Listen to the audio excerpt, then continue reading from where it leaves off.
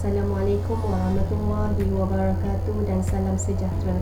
Saya Puan Haliza binti Abdul Karim dari Politeknik Melaka. Hari ini akan berkongsi mengenai hasil kajian saya iaitu kaedah rawatan air sungai dalam sistem rawatan eco-green.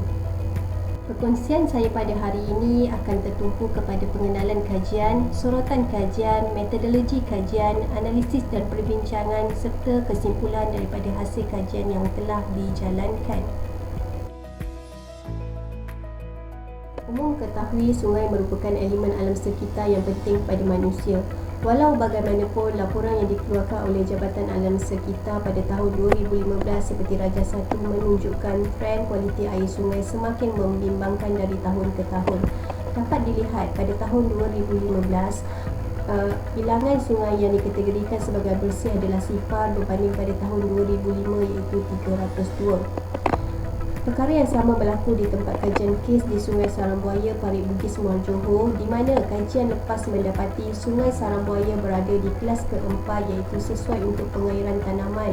Namun status pencemaran sungai tersebut adalah bersifat asid berdasarkan nilai pH air sungai iaitu 3.91. Oleh yang demikian, tujuan kajian ini dijalankan adalah untuk merawat air Sungai Sarangbuaya yang berasid untuk tujuan pengairan tanaman dengan membangunkan satu prototipe sistem rawatan yang dinamakan eco-green, yang mana objektifnya adalah untuk mendapatkan julat pH air Sungai Sarangbuaya di antara pH 6.5 hingga 8.5 khas untuk pengairan tanaman. Skop kajian adalah tertumpu pada air Sungai Sarangbuaya dan nilai pH air yang sesuai. Secara umumnya, banyak kajian yang telah dijalankan berkaitan dengan rawatan air, sama ada rawatan air sungai ataupun rawatan air sisa. Dan banyak juga bahan-bahan yang telah digunakan untuk merawat air yang tercemar. Seperti yang dapat kita lihat, kajian yang dijalankan oleh Abdul Karim pada tahun 2019 mendapati penggunaan bahan tambah seperti pasir halus, arang, batu kerikil berjaya menurunkan nilai pH dan tahap kekeruhan. Begitu juga kajian dijalankan oleh Karisma pada tahun 2016, penggunaan aluminium sulfat dan kalsium hidroksida dalam kemasan osmol filter juga mampu untuk meningkatkan kualiti air dan hidupan di dalam air. Hasil sorotan kajian tersebut dapat saya bangunkan prototipe rawatan air yang dinamakan eco-green water treatment, di mana proses untuk menghasilkan prototipe ini terbahagi kepada dua, iaitu reka bentuk prototipe dan bahan yang digunakan dalam rawatan air. Asas reka bentuk prototipe eco-green ini diambil daripada asas proses rawatan air di loji rawatan air, kemudian disesuaikan untuk rawatan air bagi tujuan pengairan. Eco-green terdiri daripada 4 proses, iaitu proses pengumpulan dan pengentalan, proses pengenapan, proses penyesuaian pH, proses penapisan, di mana dalam proses penapisan ini terdapat 3 medium penapisan iaitu arang, batu baur dan pasir.